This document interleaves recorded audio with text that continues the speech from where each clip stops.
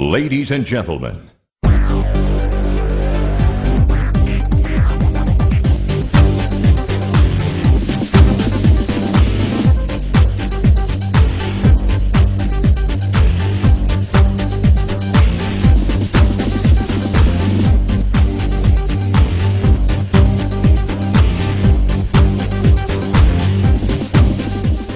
well, hello everyone, Mike Dillard here, and I want to officially welcome you to the public debut of the Elevation Group.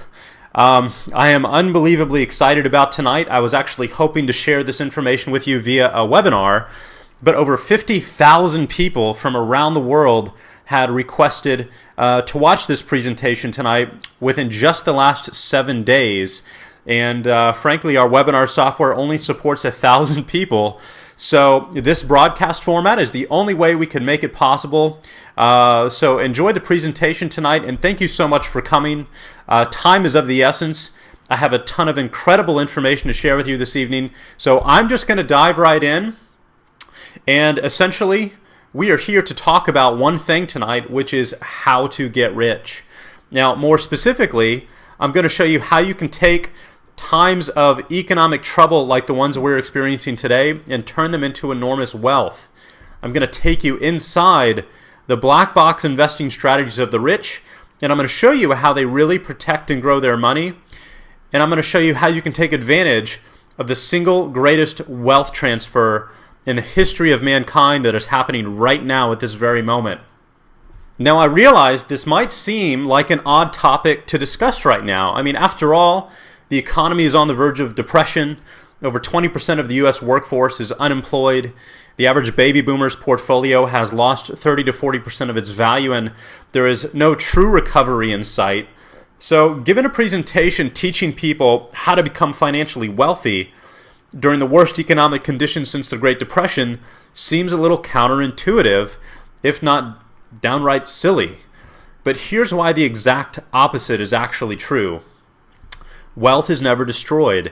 It is only transferred from one person to another. So when your stock portfolio went down in value, that wealth was actually transferred to the guy who shorted the market. And when the subprime mortgage crisis hit and the value of housing went down, that money was actually transferred to guys like John Paulson and Steve Eisman, who made billions of dollars because they were short on those loans. So change creates opportunity, which is why more people became millionaires during the Great Depression than any other time in American history. And that single fact is why we are here together tonight. When massive change takes place, wealth transfers from one person's hands to another. And today we are living through the single largest wealth transfer in the history of humankind. So while it may seem a bit strange to talk about getting rich during what is unofficially a global economic depression, it is actually the best opportunity you will ever have during your lifetime to become very, very wealthy if you know how.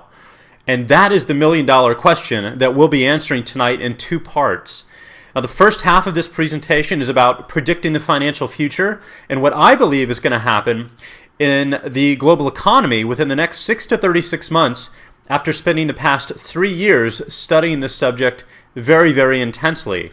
Now, in the second half, I'm going to show you how I'm positioning my business and my personal assets to take advantage of this opportunity and how you can do the same. All I ask for in return is for your time. I want to let you know up front, as I have been all week, that tonight's presentation is going to be around an hour and a half in length. That's just 90 minutes. And based on the feedback I've received so far, it will be the most valuable 1.5 hours you may ever invest into your family's financial security and prosperity. I can tell you this, one thing is certain, you will not leave here the same person or with the same view of the world again tonight. So please turn off your chat software, close down Facebook right now, turn off your cell phone, and give this video your undivided attention for the next 90 minutes, because what I'm about to share with you tonight will have an immediate and massive impact on your future. We're ready to dive in, and I thought I'd begin our journey here tonight with a story from the past, because understanding the past is, in my opinion, the key to predicting the future. And the ability to predict the future is the key to building incredible wealth. So let's start out with a little fairy tale. Once upon a time, life was tough for the largest empire that had ever spanned the globe. Unemployment levels were at all-time highs and getting worse. And as a result, people were saving money and spending less. And retail shops started to close their doors because of that, and layoffs increased as demand for products slowed. So in response, the government hired thousands of workers at inflated wages. The administration spent record amounts of money on public works projects, food programs to feed the population. And then they continued to increase the size of the military in order to protect their interests around the world. And as the massive cost for all of these programs continued to increase, the government had no choice but to print more money in order to pay the bills. Now, all of this would ultimately result in the hyperinflationary destruction of the currency and the fall of the empire. And I can say that with 100% confidence and certainty to you right now because it has already happened. Everything that I've just described was actually pulled from the pages of history and are recounting the final days of Rome in 301 AD under Emperor Gaius Diocletian. But if that sounds like a familiar storyline, then you've gotten my point. The trends that I've just described happened to Rome as they continued to expand their empire. And in order to fund the global expansion and wars, Roman leaders continually devalued their currency at the time, which was gold and silver. They did this by clipping coins and mixing them with lesser metals like copper year after year, reducing the value of every coin in the process. And this led to rampant inflation by the time Gaius took the throne in 284 AD, as it took more and more coins to buy the same amount of goods. So in 301, he issued his infamous Edict of Prices, which imposed the death penalty on anyone selling goods for more than the government-mandated prices, and then he froze all the wages. But prices continued to rise. Merchants could no longer sell their wares at a profit, so they closed their shops. People either left their chosen careers or just accepted welfare from the state. And at the time, Rome had a population of about 1 million citizens, and the government was handing out free wheat to 200,000 of them a day. That's 1 in 5. Well, today in the U.S., 1 in 4 children are now fed by government-subsidized food stamps, which is essentially our version of handing out free wheat. Now, here's a look at the massive exponential increase in food stamp reliance since 2007, which is absolutely unprecedented. But this chart only goes up to July right here of 2009, and it's at about 36 million people who rely on food stamps. Well, if we fast forward 18 months to today, that number has gone absolutely vertical, surging to 43 million participants as of December 2010, right here. Which means soon enough, 1 in 3 Americans are going to be relying upon government food stamps just to feed themselves. Now, because the economy was so poor back in Rome, Diocletian adopted a guns and butter policy, putting people to work by hiring thousands of new soldiers and funding numerous public works projects. Now, this effectively doubled the size of government and the military. Well, today, the U.S. government and all of its related agencies account for 50% of the U.S. GDP. Half of all of the dollars that the U.S. produces is as a result of government spending. Well, with the Roman government acting as the consumer and employer of last resort, deficit spending skyrocketed. All of this resulted in the world's first documented hyperinflation. All currency-based trade came to an end, the economic system reverted to barter, and the greatest empire in human history collapsed. Now, we often hear the saying that you can predict the future by studying the past. And while that may be true, I am admittedly not a major student of historic events because I believe there is a more reliable predictor of the future, and that is human nature, which I am an avid student of. Because no matter how much our society has grown technologically or how much knowledge that we've acquired, at the end of the day, we're all still human. And our decisions and our patterns and our behaviors are still dictated by the one thing we can never escape from, which is our nature and our drive to avoid pain or pursue pleasure.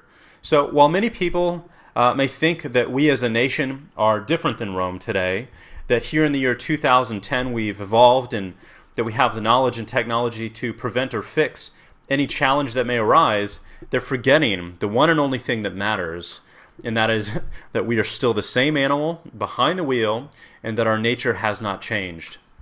So if you want to know what's going to happen, forget everything else and simply ask yourself, what do people do? Because the pattern is the same throughout history. What do people in power do with that power? Do they willingly give it up or do they abuse it? What do people in power do with opportunity? Do they let it pass or do they take it? What do people in power do when they make mistakes? Do they do what's right for the masses at their own expense? Or do they protect themselves and their friends first?